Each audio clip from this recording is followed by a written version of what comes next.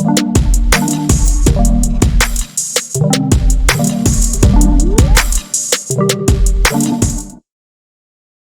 to the Unscripted Authentic Leadership Podcast, a podcast we are seeking to lead change while also seeking to understand. We are also here to provide a platform for leaders to come together to unite, develop, and empower other leaders in the areas of business, family, faith, and community. I am your host, Lafayette Lane, joined by my co-host, John LeBron. And we are so excited about this week's topic, handling conflict management. Last week, we had a great discussion with our special guest, Amy Durham, about creating a positive work culture. But before we get into the topic, we definitely want to say thank you to all of our supporters, those of you that are part of our YouTube audience that have subscribed there at Unscripted Authentic Leadership. You have subscribed to many of our other social media platforms on Facebook, Unscripted Authentic Leadership. Our Instagram handle is at Unscripted Leadership. You can also join us there on LinkedIn under Unscripted Authentic Leadership. And those of you that may not watch the podcast, but you are a faithful listener, you're part of our listening audience, we are grateful for you. Those of you that stream on our various streaming platforms, that you can find our podcast on any major podcast platform. We know the major ones is Apple and Spotify and Google Podcasts, IHeart Radio and Stitcher. You can find us on any streaming platform. You'll see our logo there, Unscripted Authentic Leadership. You can listen to our episodes. And while you're there, leave us a review. Leave us a comment, share and subscribe, and tell somebody else about the podcast, and we'll be grateful for it. Last but not least, you can also find and connect and engage with us on our website, unscripted-leadership.com, where not only you can find our podcast episodes, but if you're interested in being a guest, and you have something that you want to offer the podcast, we would love to connect and engage with you. We also have some more special things coming that you can find out about there on our website. Well, it's time to get into the topic of handling conflict management. I'm so excited about this one. Those of you that watch, you may have heard us drop a little hint about what we're going to be doing in the month of May about the mental aspect of leadership. We're not getting into that this month, but I think this could tie in as well. We all have dealt with conflict. We've all dealt with conflict in some sort, some shape, form, or fashion. And I think when we think of conflict, it almost brings a negative connotation, which I can understand. That there's two perspectives of conflict I think people look through the lens of, whether it be positive or negative, but oftentimes it's the negative conflict that often arises in our mind. We get a picture of a fight or disagreement. We know that is all a part of conflict, but there's also another part of conflict that I think as leaders that we need necessary tension. We need varying and different perspectives. We need different backgrounds, and we need different cultures and different opinions for us to strengthen in our areas of whatever context that is, whether that be in your business, in your faith, or even in your family. We need some level of healthy conflict. That's what I guess I'll say, a healthy conflict. And so there can be healthy disagreement. There can be healthy differing various viewpoints and perspectives that you may have. But we know that even in conflict, it's not always something explosive. It doesn't always have to be something that's blown up. Sometimes there's just people may have conflicting schedules. You know, it may not work out this week, or it may not work out at this particular time.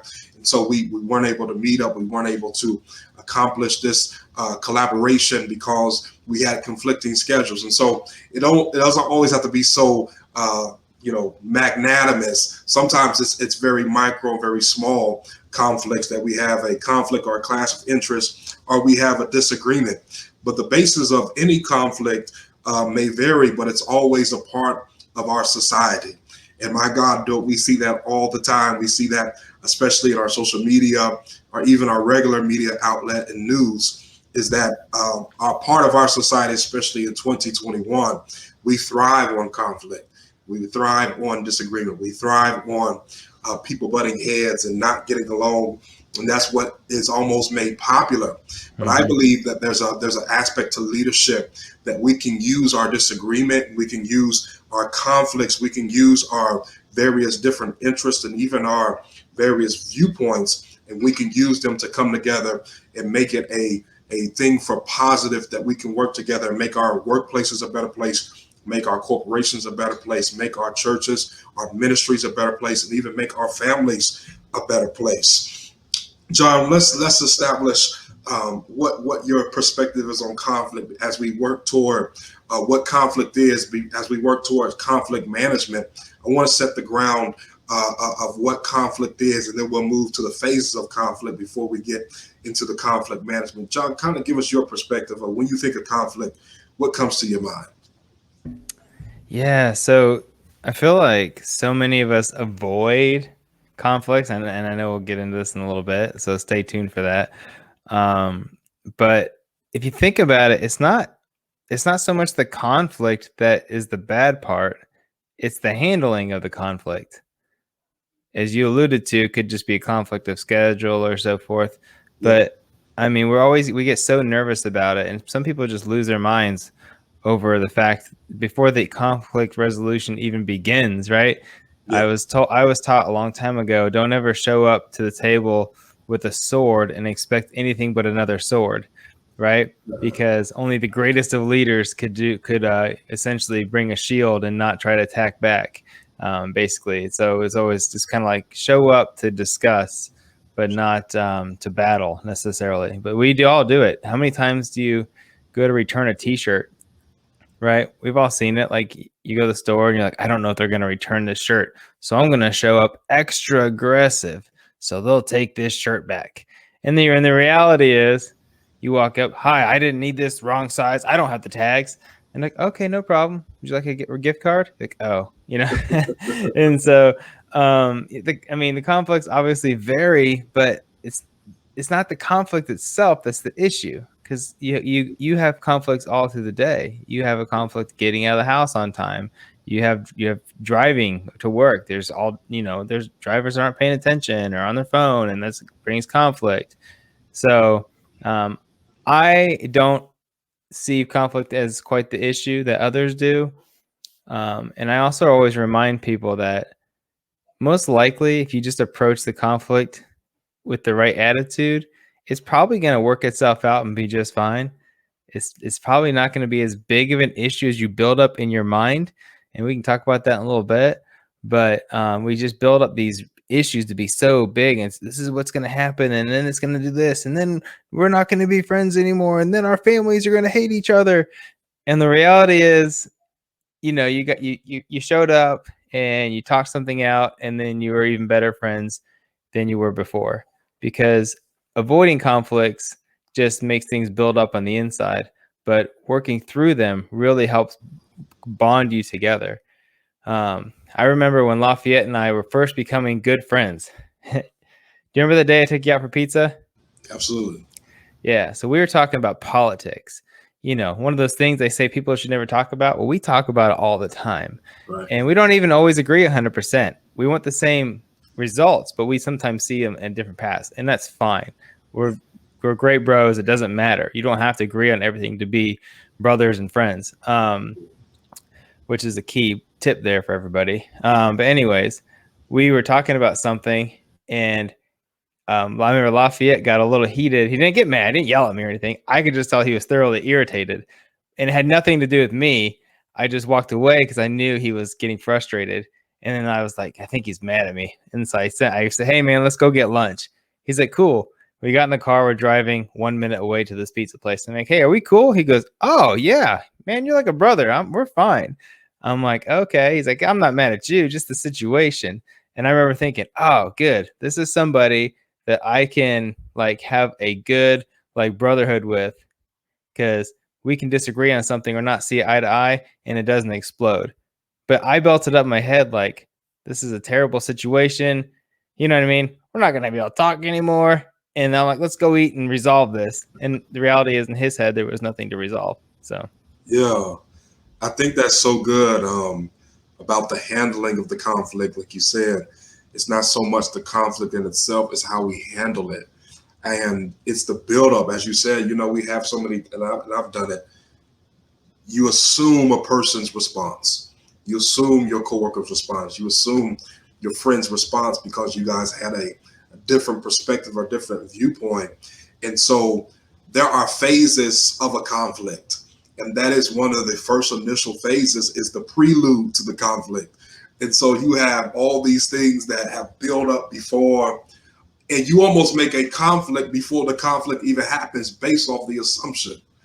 And so you bring your assumption into the battle. And now the battle is already at an all-time high because of an assumption, and it's so easy to do that.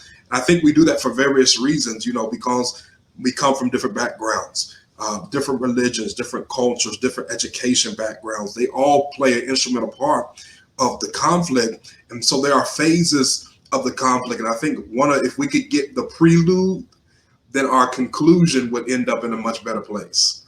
If we came into it knowing that you and I are two different individuals, and so when you're working with someone on a project, or you're working with someone, you're working with your spouse, working with your children, people that are on a different level of how they think and how they do and how they operate.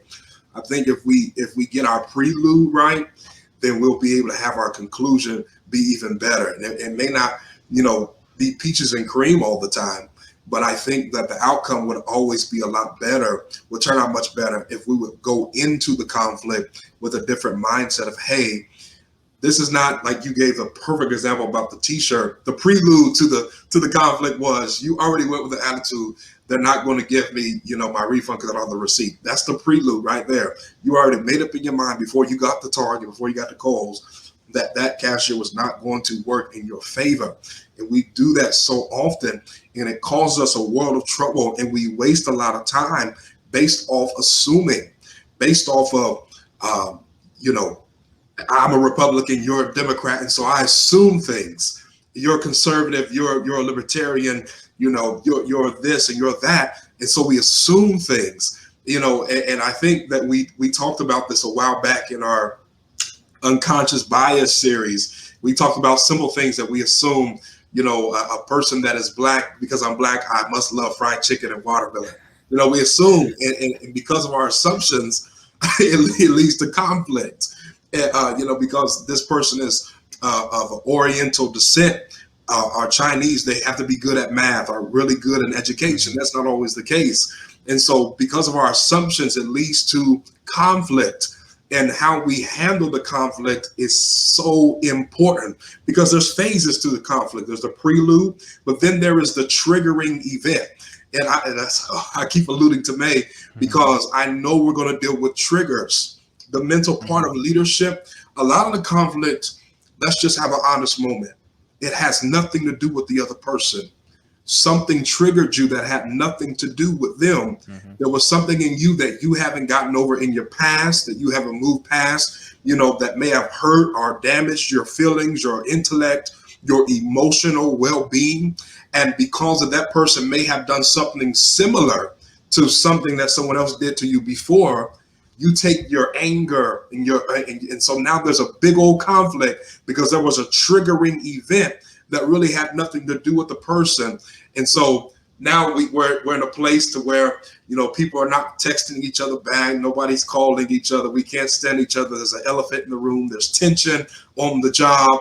You can't go to their cubicle. You taking a whole nother route to get to your desk at work now because, there's been a triggering event. But then there is the initiation phase. This is all building up. This is all building up to the conflict. The initiation phase is when the conflict actually has already begun. And so now you're in the heated argument. And now the verbal disagreement has gone out the window, and all type of sensibility has gone out the window because you're in the heat of the moment. Now you're saying things. And some of us, some people are like me.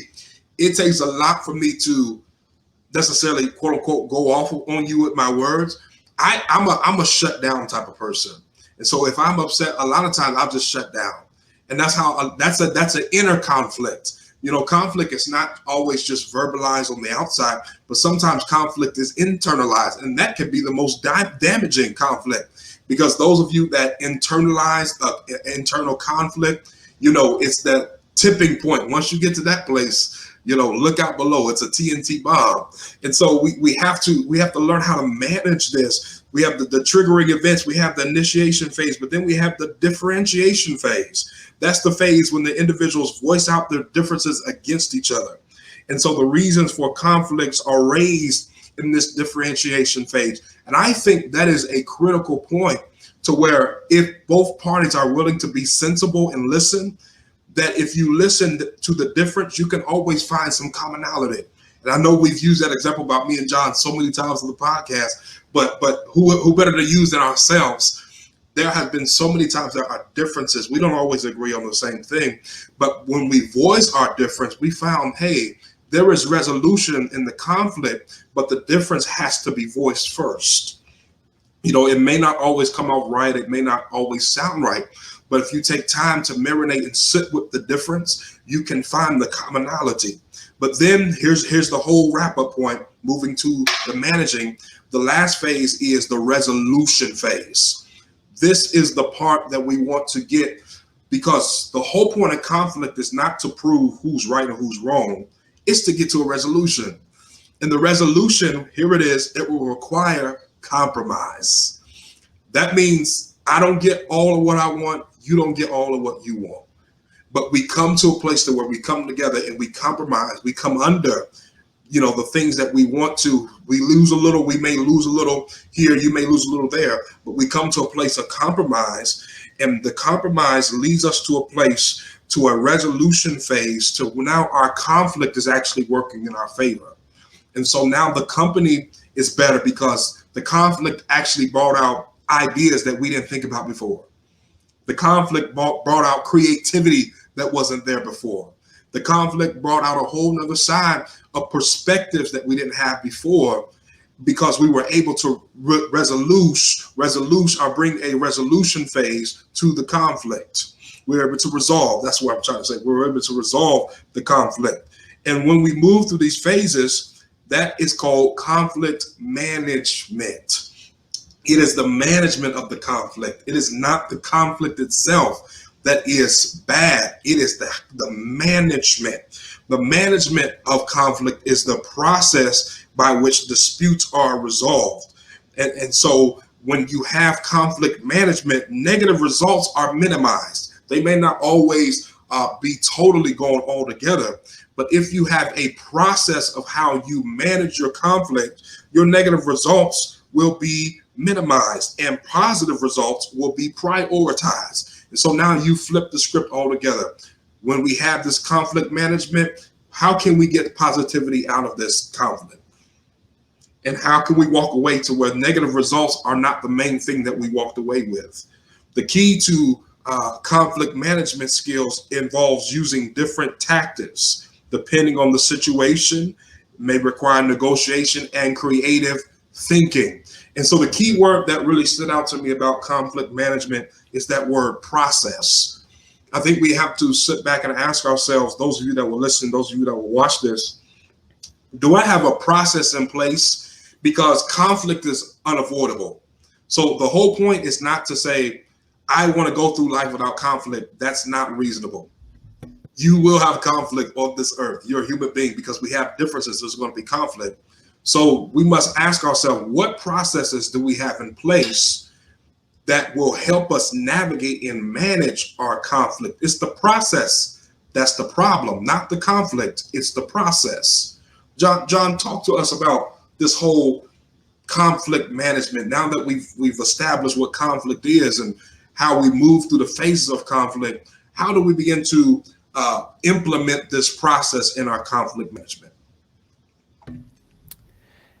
You guys remember the goal is not ever to be right. If you're always trying to be right, you can never effectively have conflict resolution, right? The goal is to get it right.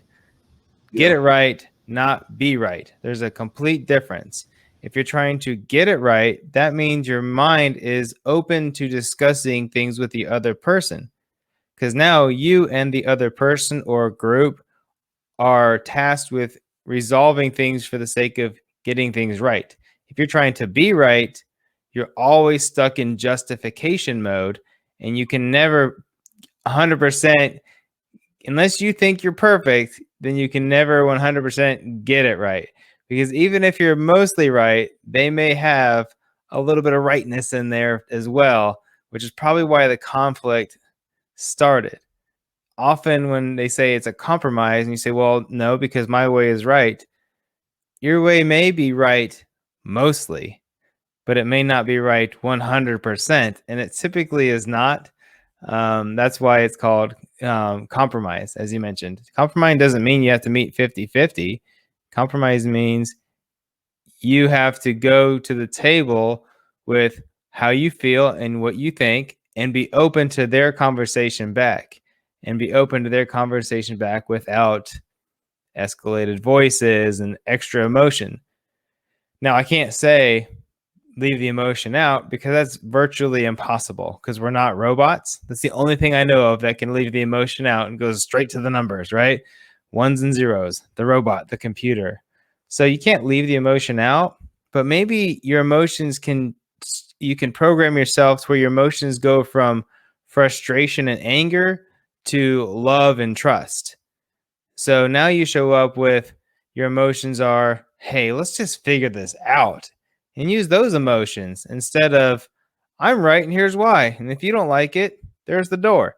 So, so anyways, as we move in, I think you're alluding to conflict resolution strategies, which I don't want to get into all those. I'm going to let you outline that out. Go ahead. But, you know, as we get into the conflict, let's just remember that, how do I want to word this? Actually, you know what? Why don't you go into the conflict resolution strategies and I'll just touch on each one because I feel like I'm about to ruin them all. But guys, just remember, get it right, don't be right. No, that's great. Get it right, don't be right. And so we have laid that foundation of we're in the conflict. We know what that is, the difference and the disagreement, and sometimes that may be tension, that may be awkward, but we have come to the realization that we have to manage the conflict. And so we have to have a process in place. In order to have an effective process in place, you have to have strategy. You have to have strategy. You have to be strategic in how you go about managing your conflict, because really your conflict process is really based upon who you're dealing with. My process of dealing with my conflict with John may not work with the conflict how I deal with my wife, because you're dealing with two different people, which means you're dealing with two different sets of emotions, two different sets of mindsets, two different processes of how they process. Because the reality is, of what I've come to learn is that just because I process information one way doesn't mean that everyone will process information that same exact way. And so many times that's where the rub comes in, the conflict comes in, is because we expect people to receive information the exact same way that we receive it. But the whole point of communication is not for me to get you to receive it the way that I receive it. The whole point of communication, or effective communication at least, is for me to get you to receive the information the way that you can receive it. So I'm not going to explain the situation that I'm going through with John the same way that I would explain it to my 4-year-old daughter. She's not going to understand, because she's not going to, her processing is different. And so the strategy that I have with John is different than with Ladybug. That's my daughter. With Ladybug, my strategy is very different. My tactics is very different. And so it is on my job. When I'm dealing with my individuals at work, my strategy is different. It's different when I go to church and ministry. Still the same person, but I have to have different processes and different strategies in place in order to work and to navigate through those different areas of conflict and tension.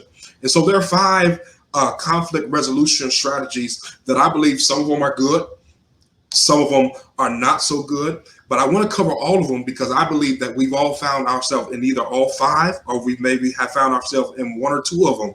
But you can find yourself in one of these 5 resolution strategies to conflict. The first strategy is avoiding. So easy, right? The person that's hit the road, Jack, and don't you come back no more, no more, no more. That's what Ray Charles said. The one that's a flight risk. When something comes up, when something goes awry against their sensibilities, the first thing for them to do, or their first reaction, is to simply take off and run. And so you just ignore or you withdraw yourself from the conflict. That's the first one, avoiding. The second resolution strategy is competing. And so this is used by people who go into a conflict planning to win. That does not lead you to anywhere. And if you think that you'll feel better by trying to prove your point that you're right, you'll only make yourself look like a fool. Because if the whole goal is resolution, it is not about who's right and who's wrong. And it's not about proving how smart you look or how smart you think you are. You know, this is not a competition. We're not competing with each other in a conflict for me to prove my point. Here it is. Even if you are right, it's not a competition. And it's so hard sometimes, even for myself as a person, that I think that I'm an analytical person. You know, it's hard things are very black and white a lot of times for me. And so I've learned that it's not about proving your point all the time. It's about teamwork. Teamwork makes the dream work. And I know that's kind of an elementary cliche, but it's the reality. You know, it's the simplicity of this resolution that, man, I'm not in competition with you. I'm not trying to make you look bad or be condescending in this conflict that we're having to try to prove a point. You know, I'm trying to work with you so we can move on and be better, so we can find our way to a solution. And so we avoid, we compete, but then sometimes we accommodate in conflict. Accommodation means that one of us gives in the wishes or the demands of another. Now, there's two different sides that I can see to that. And John, I can't wait to hear your perspective on all five of these, because sometimes that'll be good, sometimes that'll be bad. It could be good because accommodation, I think, is a product of compromise. And when I say accommodation, it's not just, what I mean is not 100% giving into what the other person wants. But sometimes accommodation can be negative because some people just want to get out of the conflict real quick. And so they'll just say, you know what, forget about it. I'm to the point where I really don't want to deal with it anymore. And here, you just have your way. When that may feel like you're getting out of the conflict, but that may not be what we need as the resolution for the greater good. And so we need those different perspectives, even if it will take time to work through it. You don't just throw in the towel and give off demands. And here it is. Sometimes we give demands and they go against our standards of what we usually would do. They go against our moral compass. They go against our character and our integrity. Don't do that just to get out of a conflict. But then fourthly, we have collaboration. Collaborating or collaboration is when people are both assertive and cooperative. I think that is a great strategy that we should incorporate into our conflict resolution, our conflict management process. Is instead of competing, instead of going against each other, even if we don't agree with everything, let's collaborate, because it's better if we do it together. You know, one is good, but two is even better. You know, one set of eyes is great, but let's get another set of eyes on this so we can see this from a different perspective. Because when we get another set of eyes and another set of thought process, then we'll be able to see this from a whole nother perspective that we would have never saw it from if you were just working individually by yourself. Lastly, the fifth conflict resolution strategy is compromising. That's when you are partially assertive and cooperative. And so I think that collaborating and that compromising is where we need to be. If we can marry those two strategies together, I think our conflicts will go a whole lot better, and our conflicts will go a lot smoother, and we wouldn't have to cut off as many people as we think that we need to cut off in our lives because we can't get along with anybody. John, give us your perspective on these 5 conflict resolution strategies. Yes, that was amazing. I was taking notes. All right, so let's start at the top. Sure. Avoidance. Avoiding is typically, you know, when I first heard avoidance, I was thinking like spineless, right? Like I used to always joke God gave us a backbone, not a wishbone, you know. But caveat, understand which battles are yours. There are times when there are conflicts that are none of your business, because we all know people who like to put their nose in other people's conflicts. And that is a prime time to avoid it. Also, I typically live by the phrase, if it doesn't matter later, like years from now, it probably doesn't matter now. And I think we all have to understand when there's conflict, whether I'm not saying let the conflict go, but there are times when it's okay when something happens to you to just let it go. If somebody cuts you off in traffic, just let it go. If you got the wrong order from the restaurant, just let it go.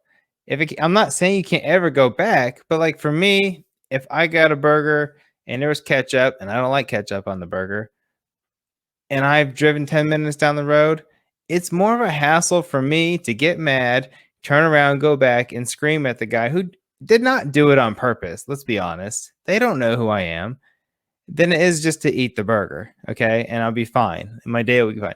If I get mad and I turn around and I get mad and I don't go back and I just hang on to it for a while, the only person that's holding on to that conflict is me. The other guy doesn't know. He has no clue. So there are times when I think the avoidance is appropriate, but not for the sake of hoping the issue just vanishes. It's more for the sake of it's not worth the argument. But it's also dangerous if you're somebody who's just scared of conflict or you're always avoiding situations. Because I know I have a family member who's sort of a distant family member who always has his whole life avoided conflict.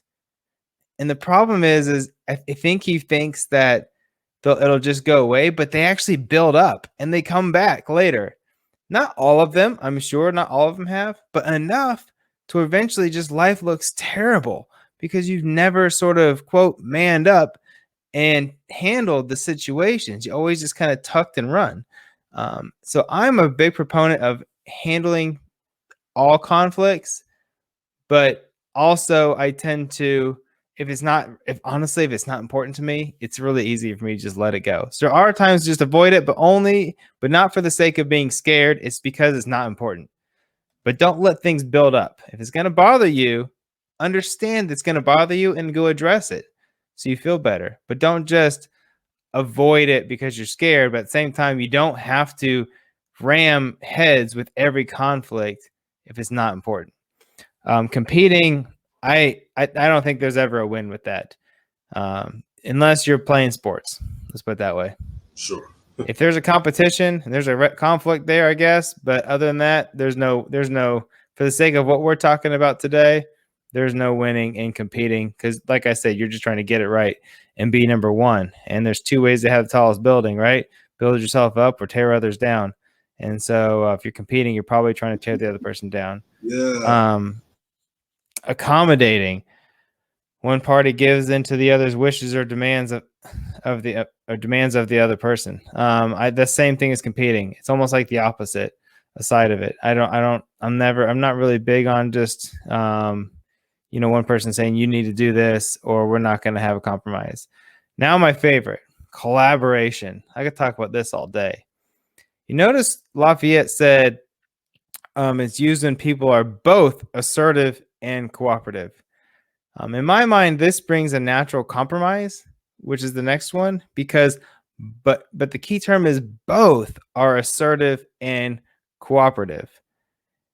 How often do we enter a situation and one person is willing to like, hey, let's talk about this. Let's figure it out. No big deal. And the other party says, no, I'm right. And they're not changing their mind. If that's the situation, you're not going to be collaborating. But you can't avoid it, right? So you have to almost think, okay, let's go to the next phase. Because if you could collaborate and come to a compromise, that is the best situation in my mind. But the next phase would be to compromise. The compromise comes to me when the other party is not willing to sit down at the table with you and talk it out. Even if there's emotions involved, they're not here for that. They're here to get past it. They don't like you. That kind of thing, right? We all have the coworkers who you don't get along with them. They don't get along with you. or maybe they just don't like you. I've had those. I'm like, I don't think he likes me. Why? Not sure. Maybe he thinks I'm arrogant. I've heard that a few times. I never saw myself as arrogant, but some people do. It's all good. I still love them. But I know if there's an issue, they're not really wanting to sit down at lunch with me and talk about it. And that's okay. I don't have any bad feelings towards them, but it is what it is. So you have to move to the compromise. You have to say inside yourself, you don't like me. We're not working together. So let's compromise on the situation. So at least we can come to a good conclusion and not hang this on each other for the next 6 months. So at least there's no hate in here for us on this. And then you can be willing to come to a compromise. Unfortunately, you won't be collaborating, coming to probably the best conclusion, but at least you can come to a decent answer on the situation and move past it. So there's the four of my number one: collaborating, compromising, and competing and accommodating. I don't think ever work for you. Yeah.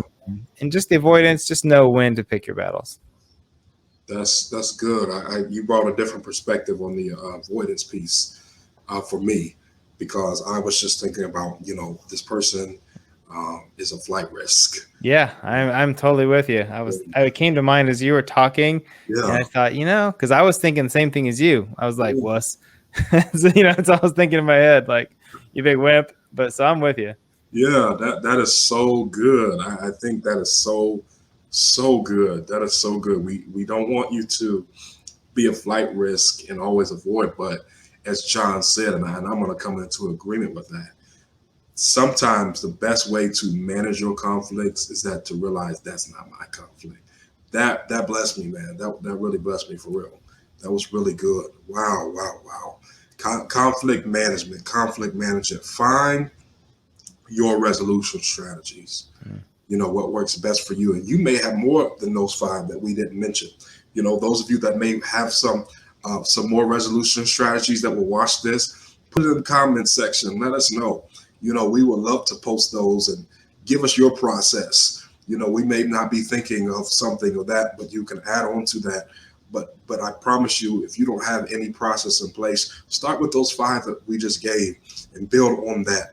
And I promise you that you will be able to navigate through life a whole lot easier and navigate through your relationships as a leader, as I said, in any context of where you're in, that you are able to have a process in place. And a lot of times, in order for us to positively execute this process, we have to have emotional intelligence.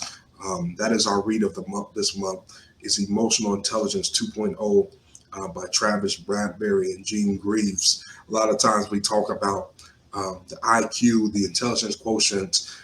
We don't talk about being emotionally sound, our emotional equilibrium, making sure that we are an even keel on all of our emotions.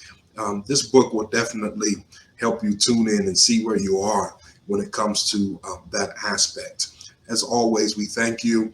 We ask you to subscribe. Again, please help us out, and we would appreciate if you subscribe to our YouTube channel, Unscripted Authentic Leadership. And when you watch the video, give us a thumbs up, give us a like, give us a comment, review, share this on our various social media platforms. Our brand is all across the world. We're singular, Unscripted Authentic Leadership, and we're under the same name on every platform, and even on our streaming platforms there.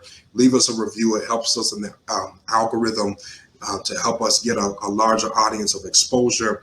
We would appreciate that. And connect with us there on our website, unscripted-leadership.com. We would love to connect and engage with you, and here it is, and collaborate with you. And so this has been another episode of the Unscripted Authentic Leadership Podcast. As always, we are here to build bridges and not walls. Bridges connect and walls divide. Until next time, we pray that you be the leader that God has called you to be. God bless you.